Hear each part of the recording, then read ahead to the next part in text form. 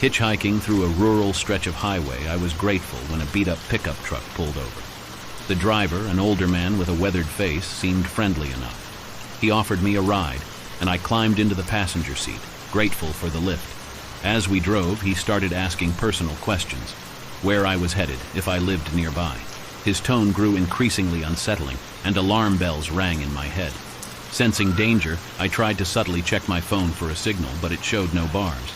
Suddenly, the truck veered off the main road onto a deserted dirt track. Fear gripped me as I realized we were heading into the isolated woods. I demanded he stop the truck, but he ignored me, his eyes fixed straight ahead. In a split-second decision, I unlocked my door and jumped out, rolling onto the rough ground. I scrambled to my feet and ran into the trees, not daring to look back. Behind me, I heard the truck screech to a halt, followed by shouts and heavy footsteps. I didn't stop running until I reached a gas station several miles away. I called the police and reported what had happened. They searched the area but found no trace of the truck or the man. To this day, I shudder at the thought of how close I came to a dangerous fate that day. Picked up by a friendly-looking couple in an old station wagon. They introduced themselves as Mark and Sarah, offering me a ride to the nearest town. As we chatted, they seemed normal enough, sharing stories about their own travels. But as we passed through a remote area, Mark suddenly took a wrong turn onto an overgrown dirt road. Sarah looked alarmed, insisting they should turn around. Ignoring her protests, Mark kept driving deeper into the wilderness.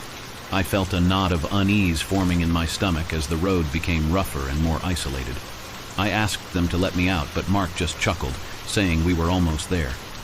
After what felt like an eternity, we reached a rundown cabin surrounded by dense trees. Panic surged as I realized there was no town nearby. I demanded they stop and let me out, my voice shaking with fear. Sarah finally spoke up, apologizing and insisting they had made a mistake. Mark reluctantly turned the car around, and we drove back the way we came, my heart pounding with relief. When we finally reached a main road, they dropped me off, apologizing again and speeding away. I watched their car disappear, thankful to be safe but haunted by the thought of what could have happened if I hadn't insisted on leaving.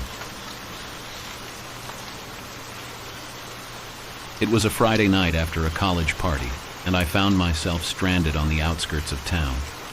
The laughter and music of the evening had faded into an eerie silence as I stuck out my thumb, hoping for a ride back to campus. After what seemed like an eternity, headlights appeared in the distance.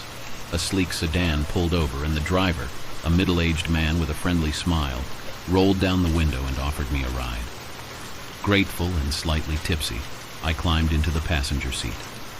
The man introduced himself as John, striking up a conversation about the party and college life. He seemed harmless enough at first, but as we drove, John's questions became increasingly personal. He asked where I lived, if I lived alone, and other details that made me uneasy. Trying to brush off the discomfort, I glanced out the window, realizing John had taken a turn away from the main road. The streetlights grew sparse as we entered a quiet neighborhood I didn't recognize. I nervously asked John where we were going, my voice tinged with concern. "Just a shortcut," he replied with a reassuring smile that didn't reach his eyes.